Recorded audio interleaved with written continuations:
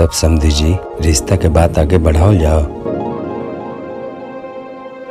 रिश्ता के बात बढ़ावे से पहले दहेज के बात कर लिहल जाओ।